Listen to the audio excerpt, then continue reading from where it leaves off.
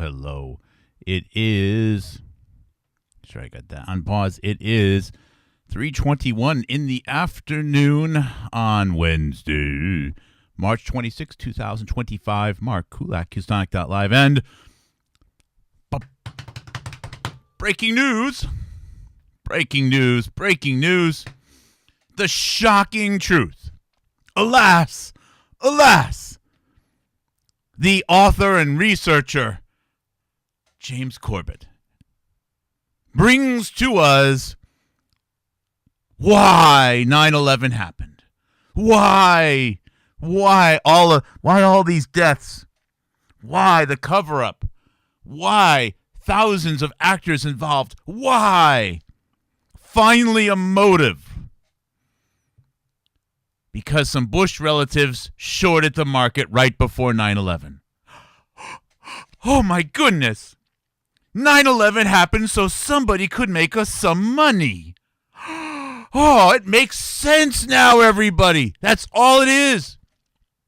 9/11 is so somebody could make some money. This is premiering today on the Jimmy Dore Show. We're going to watch it. In the first few minutes, they introduce, Jimmy Dore says, wow, I can't believe how much people would lie after going through everything about COVID-19. I just can't even believe it. As a matter of fact, I was going to skip over that. But I actually think that there's some color that needs to be added there, which just further highlights how far off base they are. And then James Corbett, as an elite thinker, with all of his, pretentious little background things, says, well, I read the 9/11 report. I don't know why other people. Well, congratulations. You read a heavily redacted report. Great. And obviously, the fruits of that labor of reading the real 9/11 report, unlike someone like myself, and I openly admit I did not read it. Because I'll tell you what, the proof is in the pudding here. If reading the 9/11 report sheds insight such as maybe it happened because the Bush family, a friend of the brother who was a stock trader, shorted the market and made some money. If that is how far your logic has taken you by investing the time and reading the 9/11 report, then obviously it really wasn't worth the effort. But we have to watch the video here because, just a know-nothing such as myself, surrounded by Legos and, doing home construction and who doesn't, that basically does this for nothing. And meanwhile, I will critique this because the Jimmy Dore program loves to give people visibility and airtime to talk about how dropping life expectancy has nothing whatsoever to do with the drug epidemic in the United States. Ha ha ha! Maybe it's crunchy food.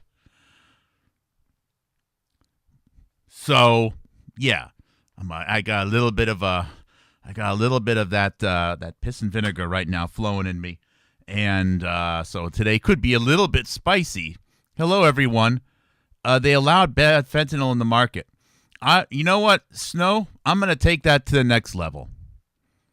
No, I think, Dave, I suspect that bad fentanyl, and first of all, fentanyl is, well, if you don't know you're getting fentanyl, and if it's a high dose, it's lethal. So fentanyl is bad if you don't expect it and if it's too much, I guess, right? Sort of like, morphine is good if you just had your leg blown off, help you get through the day until you can get an operation. But, morphine can also kill you. So anyways, you know what I'm trying to say. No, I'm openly speculating.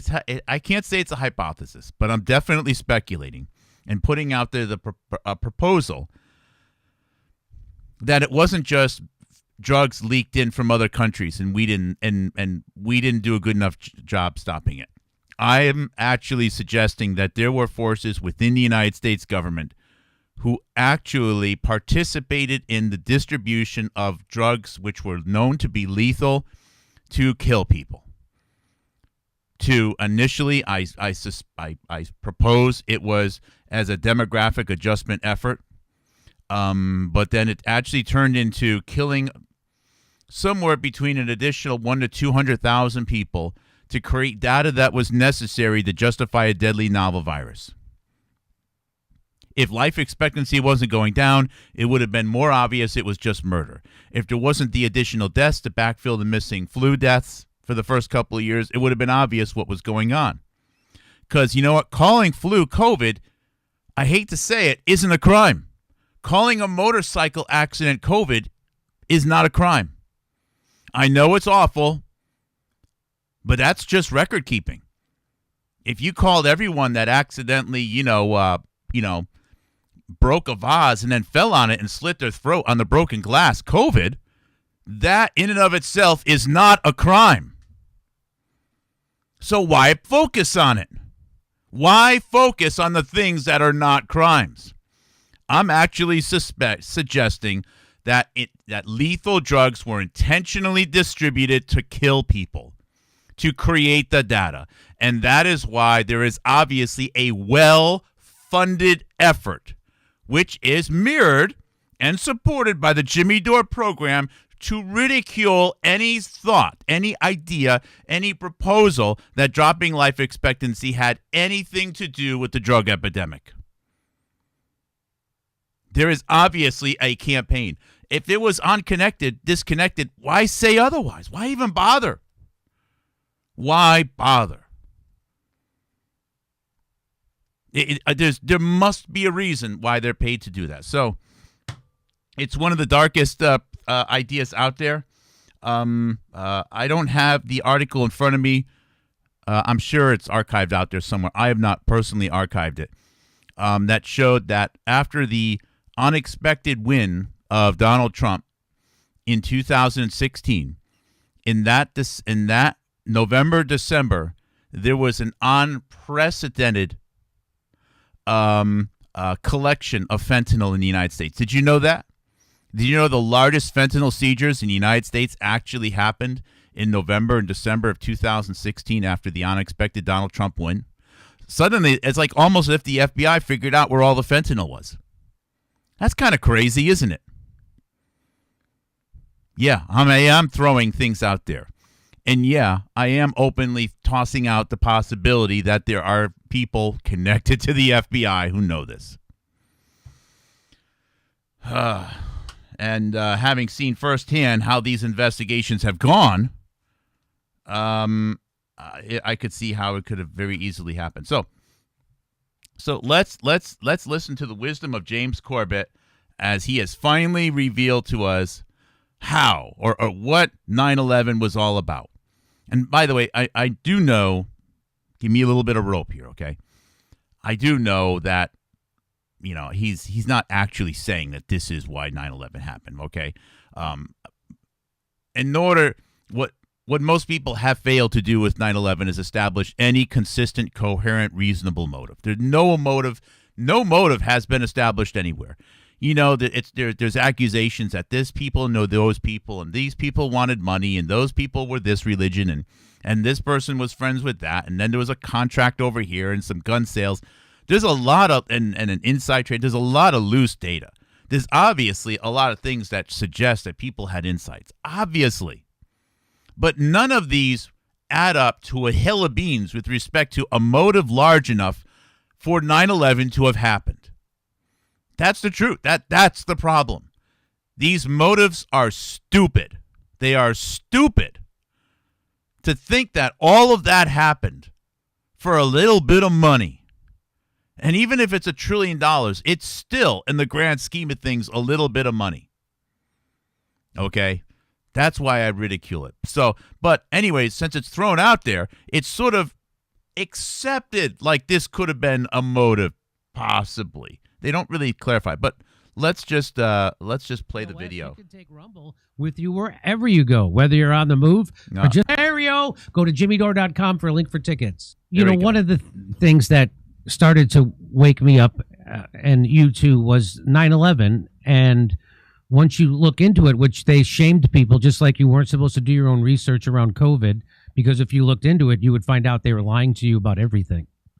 Everything from who funded the creation of the virus to the fatality rate of the virus to the contraction and transmission to lockdowns to masks there wasn't to natural immunity and herd immunity. It wasn't a thing they didn't lie. So that's why they had to shame you as hard to not look into COVID, because as soon as you did your own research, you would find out you were being lied to on a scale that your mind almost can't comprehend. And most people's minds can. And that started with me with Building 7. And I realized that of course, COVID-19 is SARS-CoV-2. COVID-19 is the second iteration of SARS. Now, he's going to go on, and they're going to go on in the next several minutes to have this discussion about, James Corbett's breakthrough book. And we're going to get into this amazing, remarkable research that somebody made a little bit of money on a stock trade, okay? And not say it, but sort of suggest that maybe this is amongst the motives. But since we're just talking about Jimmy Dore having his awakeness, his epiphany about how much inside information, or I should say what type of crimes could be out there, about the quantity of lies, he is talking about SARS-CoV-2. So, I'm not sure if he realizes that SARS-CoV-1, that was, it's understood that happened in early 2003. However, there's some anecdotal data that weird flu of SARS-CoV-1 sort of had its roots at the end of 2002. In fact, if you were to trace back all of the seeded metadata about SARS-CoV-1, you will find out that, oddly, a potential date of the zoonotic event that led to SARS-CoV-1 would have been September 11th, 2002, exactly 365 days after 9/11.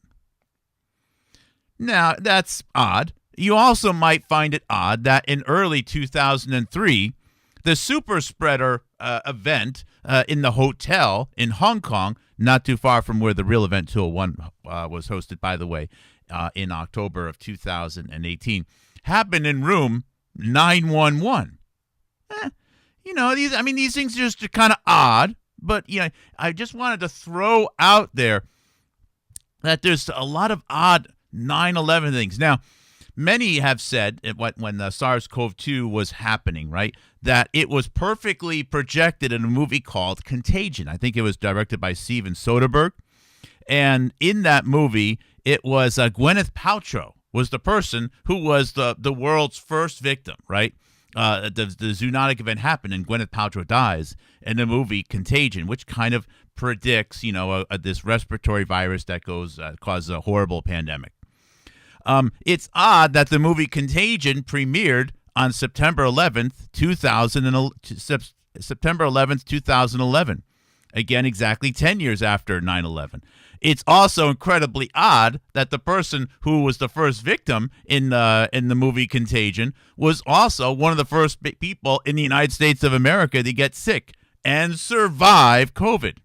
You can go to a website that I've created called earlycovidsurvivors.com, no hyphens, no spaces, and you'll see Gwyneth Paltrow listed along with other remarkable stories of survival of the deadly SARS-CoV-2 virus in the United States of America, including people such as, Charles Rixey and Kevin McCairn and Tom Hanks and I don't know what that fancy word was, but a whole wide range of people that are around the Steve Bannon Network. Steve Pachenik, he says he caught it in late 2019.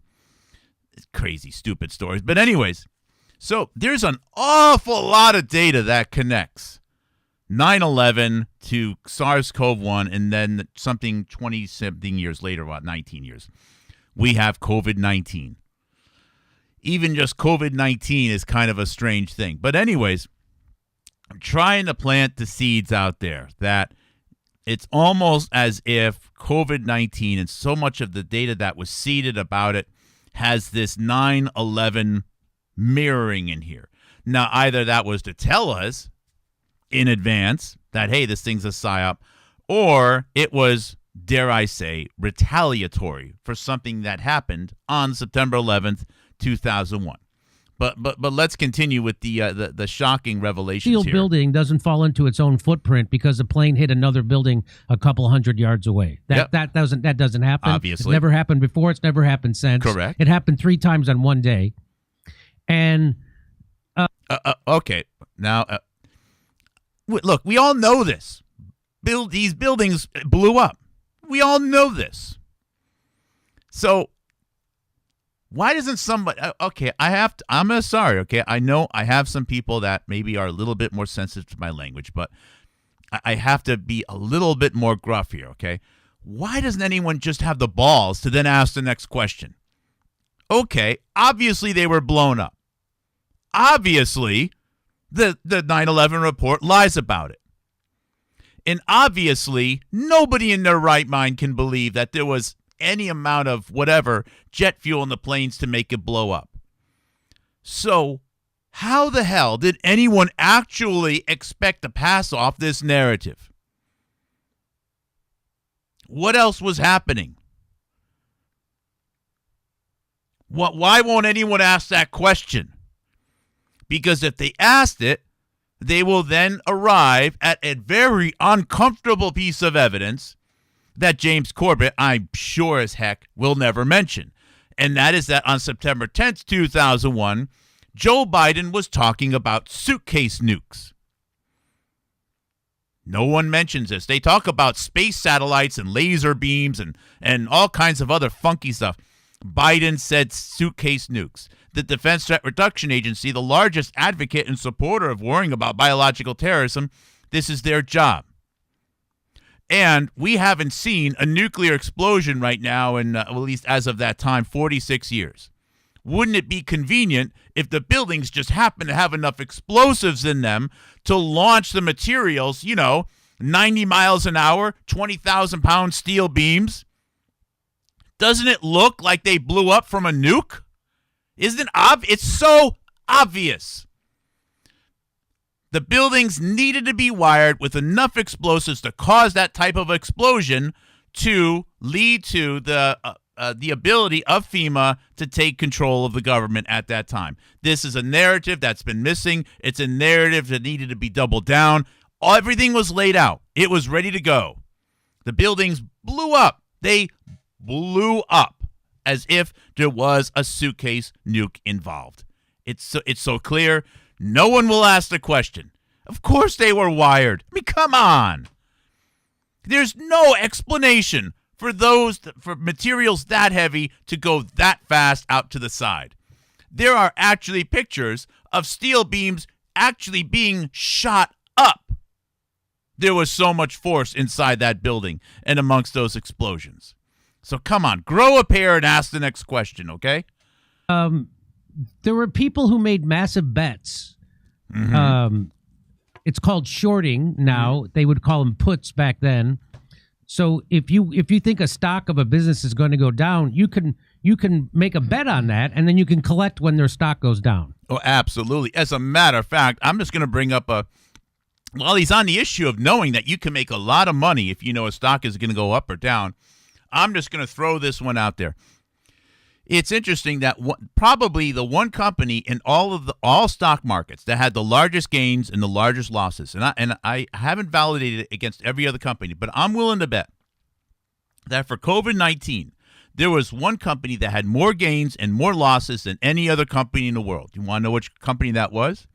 It was a little-known company called Cytodyn, Cytodyn. They're a biotech company. They had a product that could have potentially been used for COVID-19. I think there might have been a trial started, but it was relatively unsuccessful. Now, I'm not going to comment on the Cytodyn technology and their future prospects from here, but I will say that starting with COVID-19, their stock gained 40x in value and then lost 40x in value. It basically dwarfs the gains and losses from companies like Moderna. Cytodyn. Now, if someone had inside information about Cytodyn, about how the stock was going to go up and go down, oh boy, they could make a lot of money.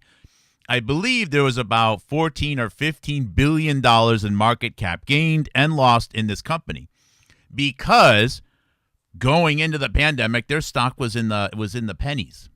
But just before the pandemic, in early 2019, the company was almost ready to crumble because they had a multi-year SEC investigation ongoing, and that investigation was dropped for a mere $30,000 fine in early 2019 by the director of SEC enforcement, Melissa Hodgman, the wife of Peter Strzok, one of those militant Jesuit Catholic guys, sort of like a Steve Bannon, who went to a special Catholic military school and works directly with the Vatican regarding their future right-wing, populist movement thing.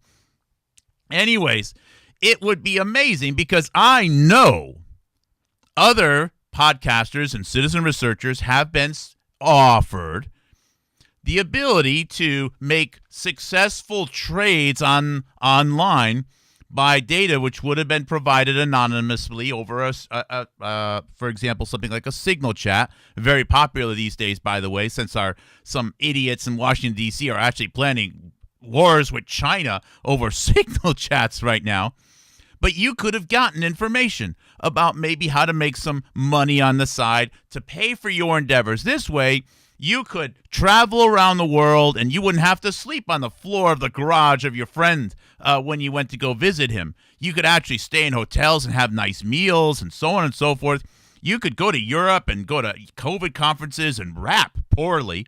You could do all of this stuff. You could write books. Your bills could be paid, and everyone would all be covered. And this way, every once in a while, you just ask for a buy me a coffee or some extra super chats or something like that, because that's just really bonus money. Anyways, given the fact that these two, intelligent folks are so tuned in, dialed in to the opportunity to make tons of money from insider trading, or I should say, knowledge of when stocks are going to go up or go down, I offer you the possibility that there were several hundred citizen journalists and researchers and podcasters and narrative controllers who were all paid by a variety of means, including bots buying books online on Amazon, bots buying the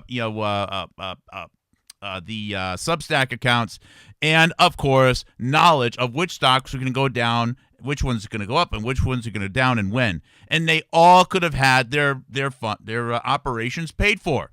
It's not real.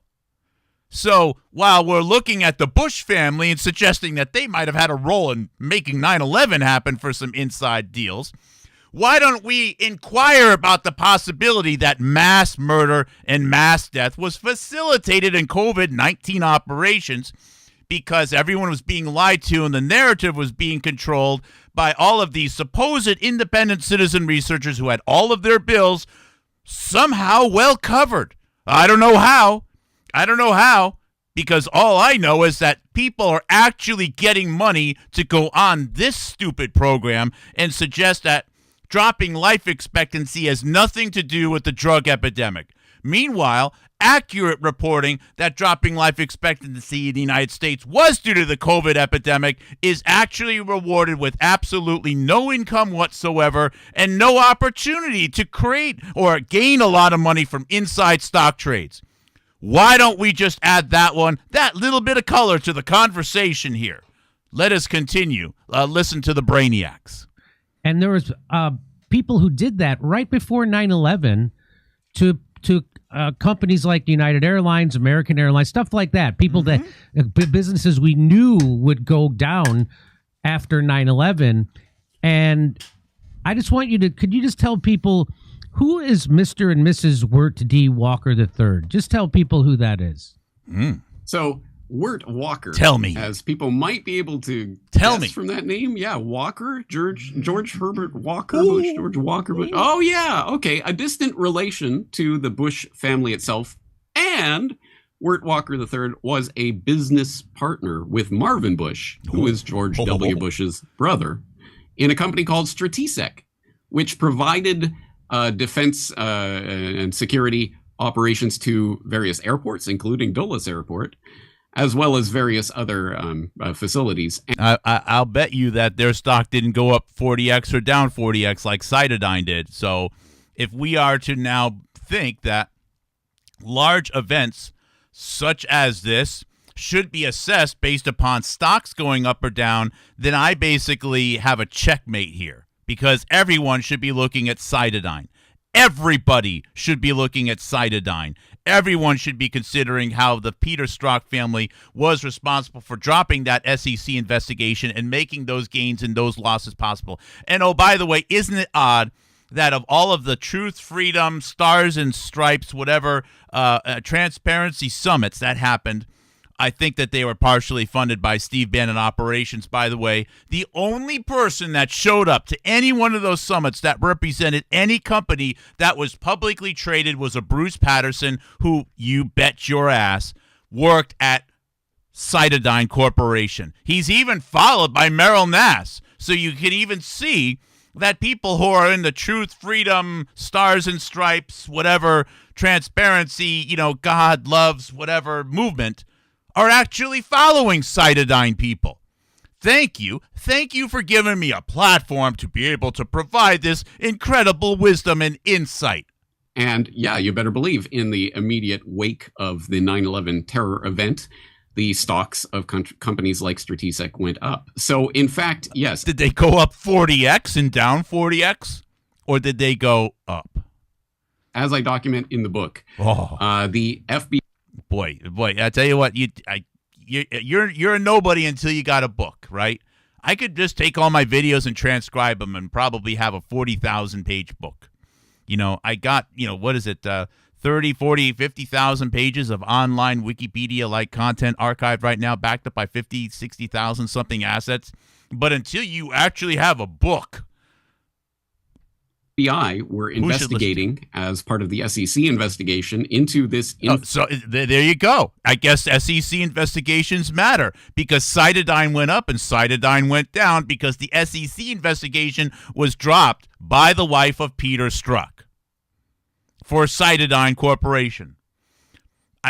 More checkmates. This is a checkmate. Come on. Informed trading that did take place before 9/11, not one, not two, but three different peer-reviewed scientific studies have concluded there was informed trading. No shit, Sherlock. Before 9/11. So what do we make of that? Well, the FBI did their investigations, and they alighted on this couple that were redacted from the actual documents that we got out. But there was a research. I think he's actually looking at notes. He's looking at notes. He wrote the book. How often do you see me look at notes? I look at books when I'm reading to you. I don't read notes. This is all right here. And I didn't even write a book. Why is he reading notes? He should be able to look right into that lens right there and tell you. Now, of course, your eyes have to move around, while you're retrieving thoughts in different parts of your mind and so on and so forth. I get it. And sometimes, because I'm actually presenting, I have to look at different places to be sure that, my feed is live or right. Why is he reading notes? He's the bald-headed brainiac who knows all this stuff. He wrote the book. Called Kevin Ryan, who went through it and unredacted those and found, yes, it was the walkers who were being questioned about their odd stock movements in the run-up to 9/11. But don't worry, guys. There's no conceivable connection between Wirt Walker or any of these people that were investigated and Al-Qaeda. Therefore, there was no informed trading. Which, you have to think, okay, so that kind of begs the question, right? Because, we know it was Al-Qaeda, and we know who those people are, and we know who those people aren't. Therefore, we know that they were just incredibly lucky in a way that has never happened before in history, I guess. And it's not... And just like some people were incredibly lucky to participate in the trading of a company called Cytidine, which went up and down like $14 billion in value, 40x approximately, from the beginning of COVID to about a year or so in, and then back down. So you can look at that. Anyways, so what's the motive? Is there a motive here? Because this is what's missing from so much of all of this 9/11 stuff. What is the motive? Is he suggesting that the motive is money? I guess that's a possibility. Okay, if there's a murder, right? If there's a murder mystery, or I should say someone murders a spouse, it could be insurance money.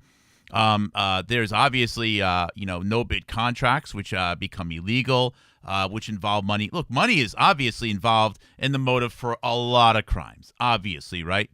But the nature of this particular crime is extreme.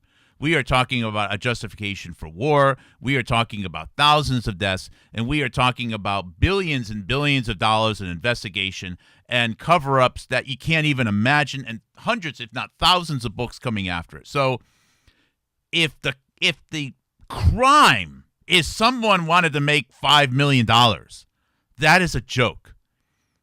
That is such a stupid idea that I won't even entertain the possibility that it could be true.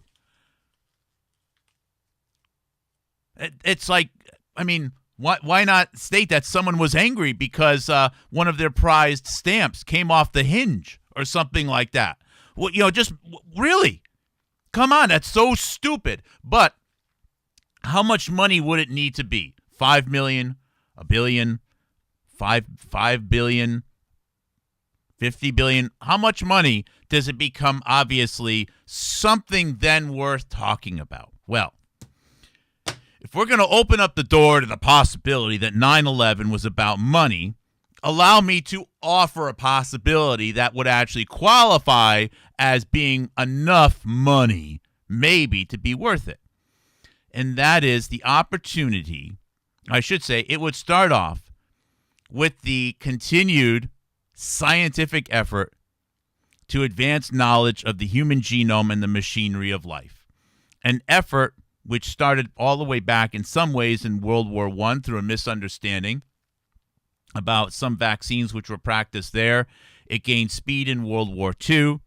It definitely involved a huge chunk of the Manhattan Project. It was definitely a big part of NASA. Even people don't like to talk about it. It includes the war on cancer. It includes the virus cancer program. It includes the polio vaccine rollouts. It includes all of the money which was poured into HIV and AIDS. It includes research in chronic fatigue. It includes biological weapons programs. It is, and that's just in the United States alone, it is the largest, most continuous, highly funded research project of all time.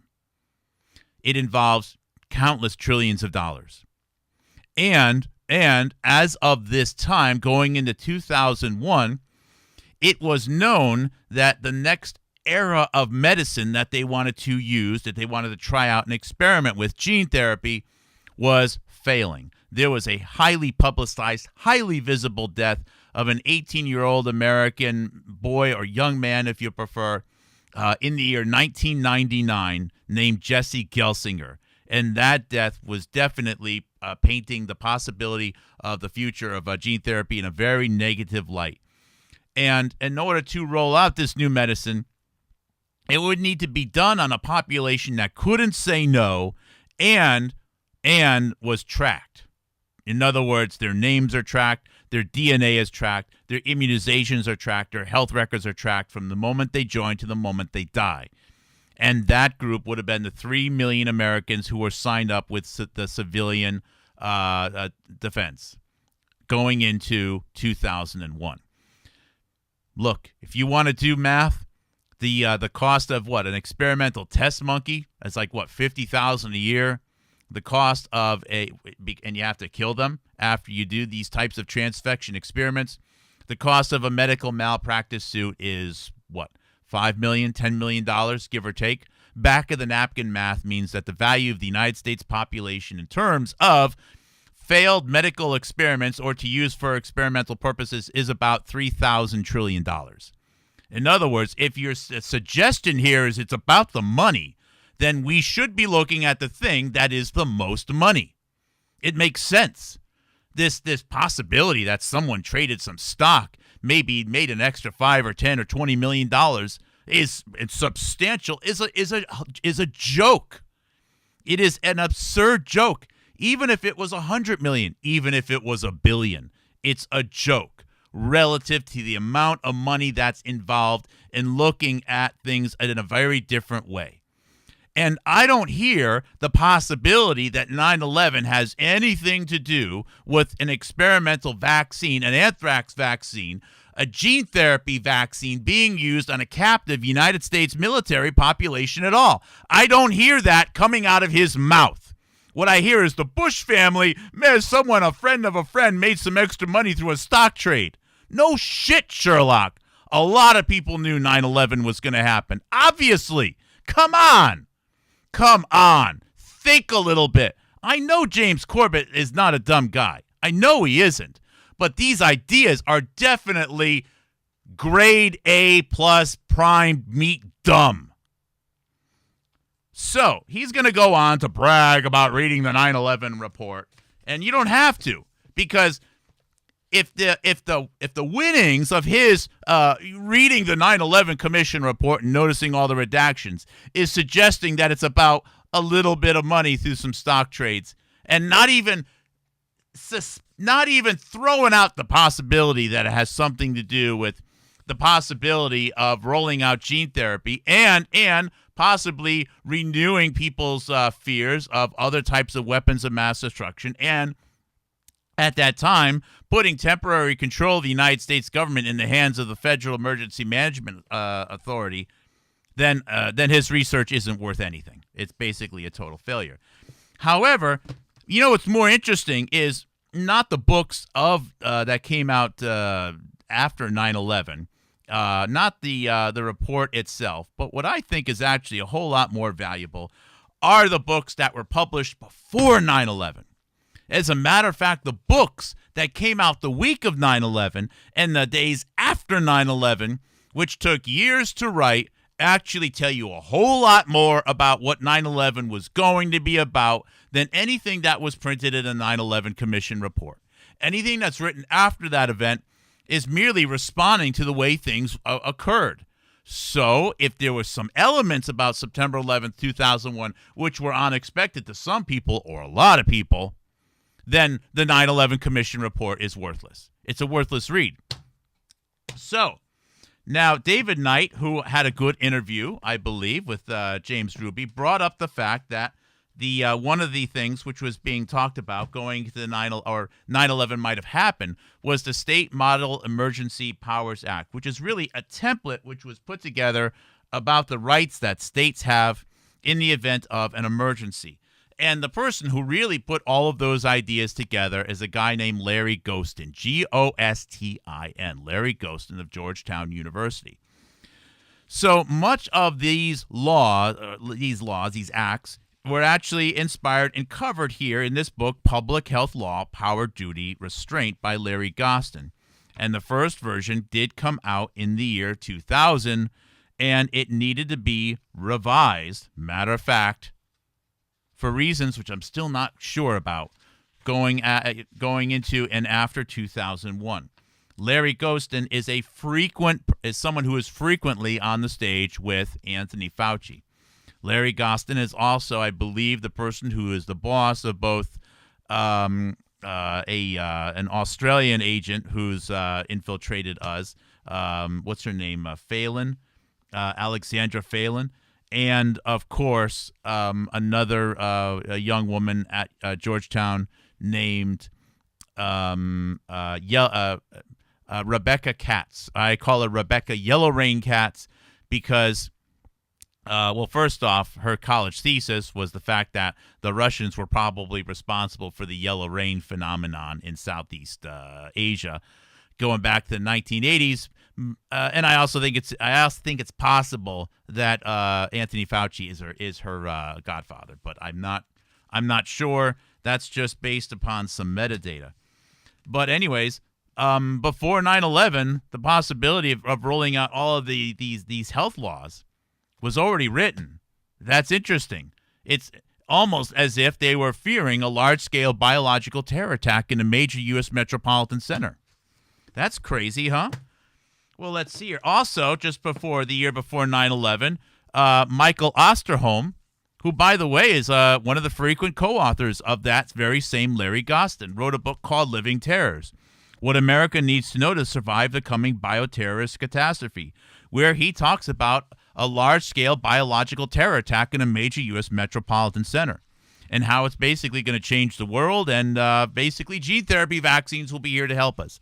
I don't find anywhere in the index, though, that maybe this is all to facilitate a friend of George Bush's brother who's an advisor to make $10 million on a stock trade. But, hey, whatever. Let's see here. We also have Judith Miller wrote the book Germs. By the way, this book came out, I believe this book was published the day after 9/11, and it was already being hyped up 2 days before 9/11. Of course, this is a book about suitcase nukes and biological terrorism, maybe dropping, weaponized anthrax on crowds. And thank goodness there's going to be a new anthrax vaccine potentially to save us. That's Judith Miller. She was on the Charlie Rose the night of September 11th, 2001. I'm sure that was just a flippin' coincidence. And let's see here. We also have Osler's Web. That's right. We were all starting to get our shit together regarding the, what's going on with all of this chronic fatigue.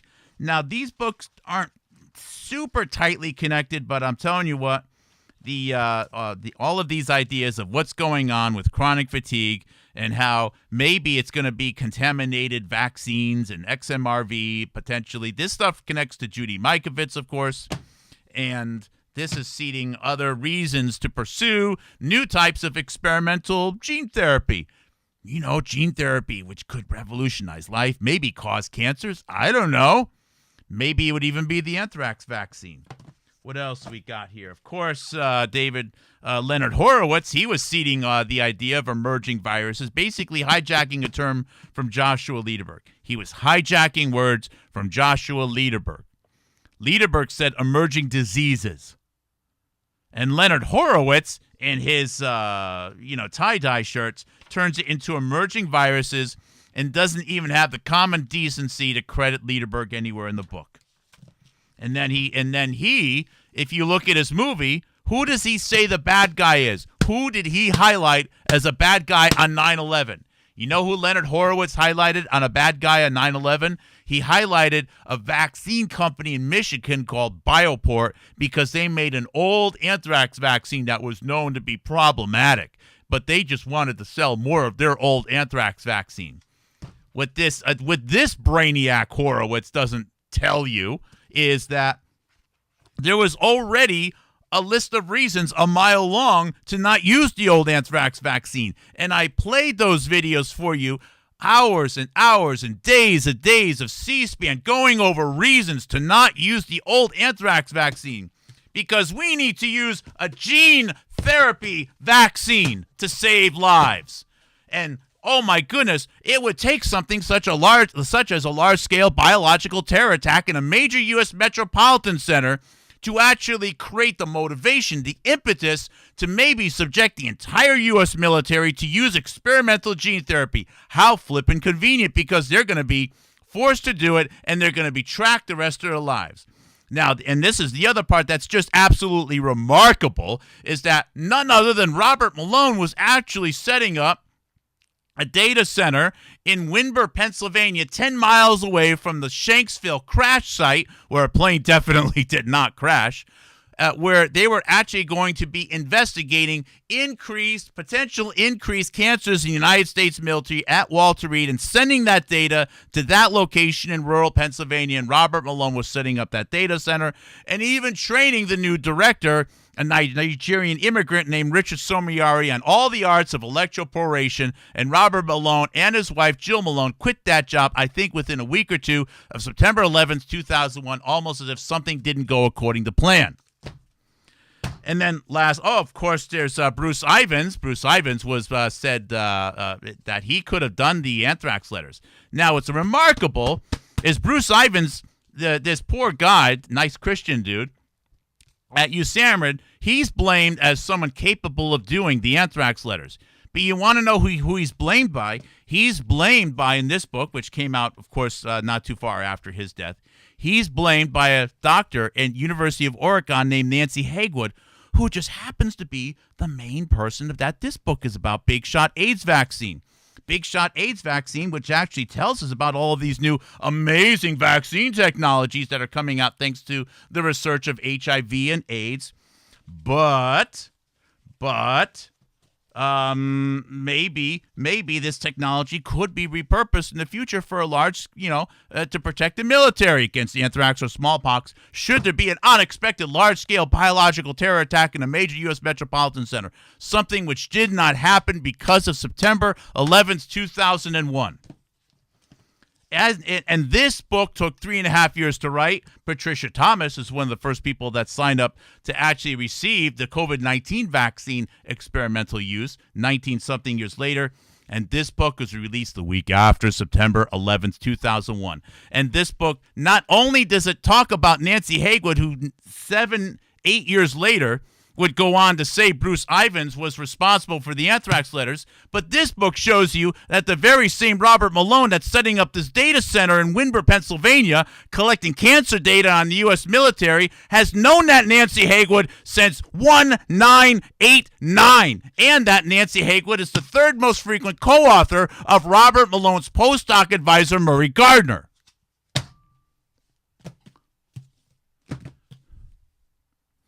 All of this stuff. This is all of the stuff that James Corbett is missing while he's talking about someone making a little bit of money on a stock trade. On the same program that won't tell anyone is actually has paid actors on it to lie about dropping life expectancy in the United States of America being due to the mRNA vaccine. And oh, by the way, there have been a fair number of young people that have been injured and killed by non-placebo versions of that. I'm not saying there hasn't been, but the main reason life expectancy went down is not due to that, and it's also not due to the novel coronavirus. It's due to an absolutely out-of-control drug epidemic in the United States of America, which is, now we know, the primary killer of young Americans by a wide margin. Keep in mind, when they say 110 to 120,000 deaths, that's not cumulative. That's in a year. And with 3 million people dying, that means that for a few years, 1 out of every 30 deaths in the United States of America, all reasons, all causes, was due to something that no one would talk about. As a matter of fact, people took money to lie about it on social media. And I suspect they were even paid by information about companies through suggestions about when to buy and when to sell stock, and you could actually trace that back to other SEC investigations which were dropped, connected to the Bannon network. I could just go on and on and on. Of course, there's the Cobra event. As a matter of fact, I'm going to read you a chapter from the Cobra event. The book this book is so funny. It's so funny. Oh, yeah, I did make an observation before I read that chapter, by the way, that Judith Miller's Germs book, contrary to many other publications, remember, this is a pre-9/11 book, okay? This book is setting up the narrative. Oh, yes, and the hearings about what to do in the case of a large-scale biological terror attack or an anthrax attack that were being held in the United States Congress in October, those hearings were scheduled in the summer. They weren't a response to the anthrax letters. They were already scheduled, flights booked, hotel rooms booked. And they actually had to pretend they were having those hearings in a response to the anthrax letters within hours of the anthrax letters. James Corbett is so caught up in trying to blame it on someone doing an inside stock trade. He misses that. He misses the main motive. If you want to suggest that the main motive is money, then you have to look at the reason that involves the most money. And this is a reason that involves so many trillions of dollars, you can't even fathom it. This is about control of the future. This is about technologies which are going to be used for control of the species, to steal a phrase from a friend of mine. Control of the species, not control of a little bit of money to use to get an upgrade on your yacht. But let's see. I'm not even sure I'm going to be able to find the chapter that I wanted to read. But that was a 53-minute rant. It's exactly what I wanted. It's exactly what I felt was needed. And let's see here. Chimera. Of course, the Cobra event by Richard Preston Hot Zone is actually a book about a biological terror attack in New York City. And these books all reference it. Before 9/11. I mean, this is the guy who told you about Ebola. This is the guy who wrote the Hot Zone books.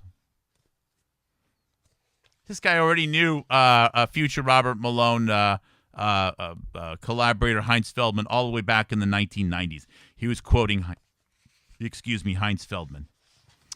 Let's see here. I did notice, by the way, that in the Germs book, Joshua Lederberg is actually one of the most cited names in this book. That's interesting. Because Lederberg doesn't get spoken of much after those books. Oh, yes, and of course, Senator Joe Biden, on the day of September 10th, 2001, not only was he talking about suitcase nukes, but he was talking about biological terror and germs in the bellies of planes. Those are his words. And it's exactly what didn't happen.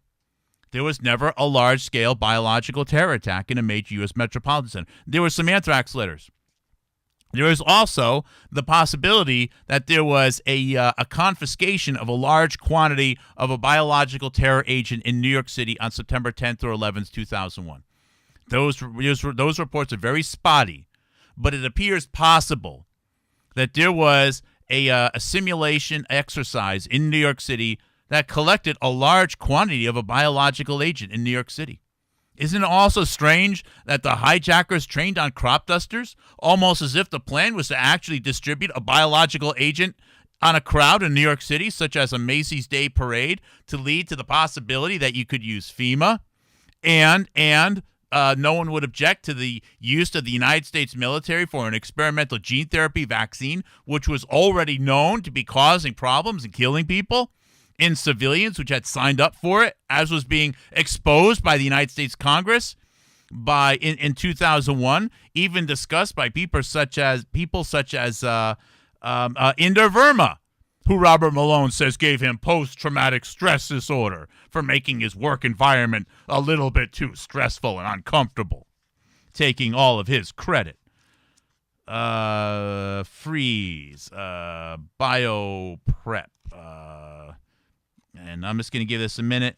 If I can't find the chapter right away, it was just funny that before I've only flipped through this book. I shouldn't say flipped through. I've read different parts of this book before, but It's just one of those things. You can't really read it from beginning to end. It's just too gross. Oh, my goodness. There's a section here called Bobby. Yeah, I'm going to skip it. I know in here there's the whole story about how the possibility of this biological terror event was written up, and Bill Clinton read it and said, "Oh my goodness, golly gee, that sounds like it would be a terrible thing if it would happen," and that's what launched all of this, these hearings and this bioterror surveillance groups, etc. 1997, 88, 98, 99, etc. It's all mythology. It's all mythology, guys. All right. That was a 1 hour blast. Thank you, James Corbett, for the inspiration, for your lousy ideas that get heard by millions of people. But if you're watching this program, you just heard, look, I won't bet my life that I'm right. I know I have some holes in my hypotheses here. I know it. However, I will bet this much.